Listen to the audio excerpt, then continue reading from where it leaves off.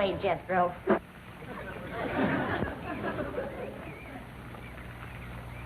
Only one bad thing about putting you still here, Granny.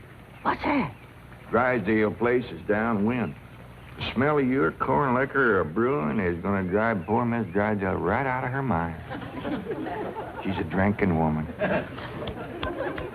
How do you know, Uncle Jay? Well, he kind of let it slip out. Remember when we was unloading this from the truck? Yeah? He says to me, what's that? I said, that's a still for making corn liquor. He turned kind of white and trembly, and he says, oh, please don't ever let my wife see that. I reckon she just can't leave the stuff alone. Some folks like that. Terrible. Come to think of it, that's how come she's in Boston. What kind of drinking? Yeah. Miss Hathaway says she goes all over every place looking to get cured. Them city cures no good. The minute you go to taking it away from them, they want it all the more. I could cure Mrs. Drysdale of her drinking in 2 days. Oh, Granny? I just telling her she could have all she wanted. When they find out you don't care if they drink, they don't care to drink. That sure would be a blessing. Over here, Ellie, now.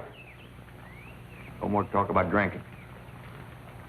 Hey, look, everybody. Ella Mae's wearing a dress. How, Mr. Drysdale's in the house to see you. All right. My, ain't she pretty? Yeah. But, Ellie, you're showing too much bare heart. Well, that ain't her fault, Granny. She's just got the dress on backwards. Ellie, honey, put it on the other way around. All right. Hold it. Hold on. What kind of a dress is that? Well, Miss Hathaway says a California sundress. Wouldn't let no son of mine wear it. My daughter neither. Granny, you'd best get her into something decent whilst I talk to Mr. Drysdale. Uncle Jay, can I go swimming in the cement pond? Oh, I reckon so, Jethro. But this ain't like the swimming hole back home. You can't go in there without no clothes on. I can't? No, sir. Okay, Uncle Jay.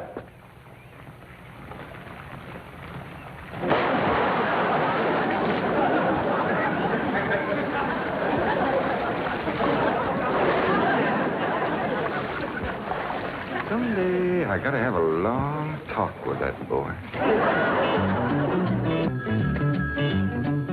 Drysdale's office, Miss Hathaway speaking. Boston. That must be Mrs. Drysdale. No, don't put her on. She'll only make my life Mrs. Drysdale. How are you?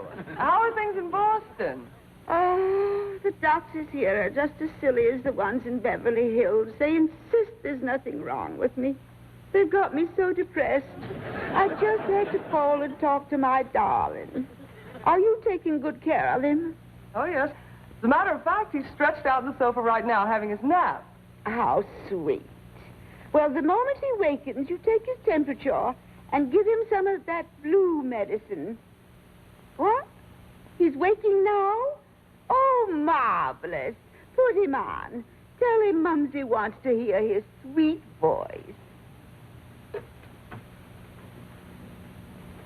Speak to your Mumsy.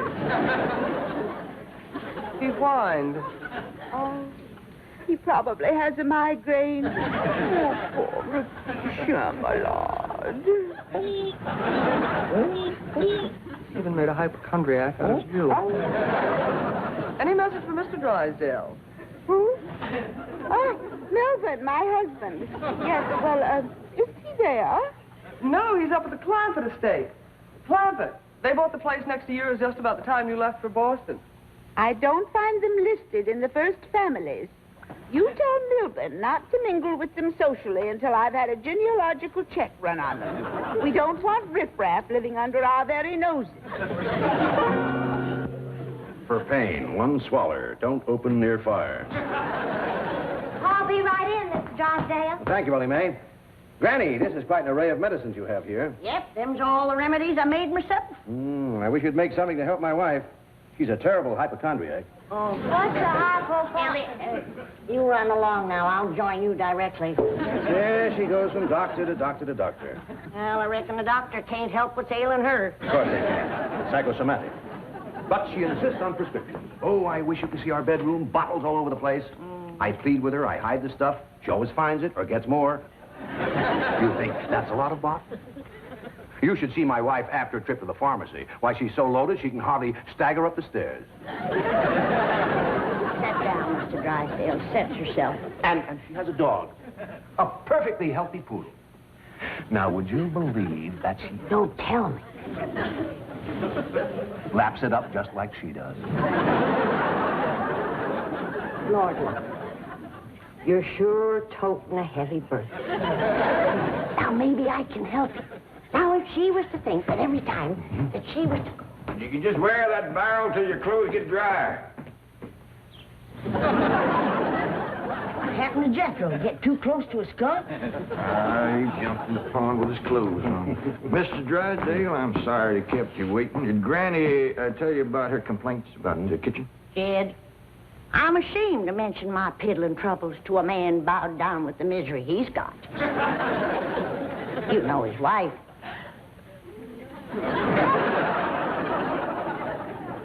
Mr. Drysdale, our hearts go out to you. And we're going to help you, ain't we, Jed? You bet you we are. Man serves a poor purpose in this world if he can't help his neighbor. Well, you're very kind, but I'll manage. I've been living with it for years. Have a nip, it'll brace you up. Oh, no, thank you. I never touch it. You hear that, Jed? Poor man. He's got all the trouble and none of the fun.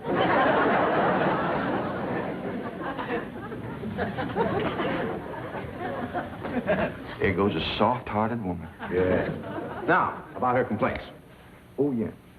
Well, for one thing, that electric meat grinder has been giving Granny a heap of trouble. Electric meat grinder? Yeah, this one right here in the dish trough. Oh, it grinds the meat all right, but then you can't find it. It goes down that pipe. Granny lost 2 squirrels and a rabbit in that thing. Clampetts, that's a disposal. You only put things in there that you don't want. Now, Mr. Drysdale, that ain't altogether true. Granny sure wanted them squirrels and that rabbit. And another thing, this here sideways pump don't work at all. We must have carried in a barrel of water to prime that thing, but it didn't work. Oh, there's another thing. Every once in a while, this little thingamajig here makes a ringing noise like that. There it goes again. Well, that's the telephone. Someone's calling you. I don't hear him. They're calling you on the telephone. Say hello into it. Hello. You have to slip the receiver first. Now say it. Hello. Mr. Clampetts? He said my name. Can he see through this thing? No. Mr. Clampetts, may I please speak to Mr. Drysdale? Well, they sure can see, or else how would they know you're standing here? That's my secretary. She knows I'm here. Yes, Miss Hathaway. Mr. Drysdale, I have some messages. But I'll be doggone. Granny! Hey, May! Come look what we got! The Clampetts have just discovered the telephone.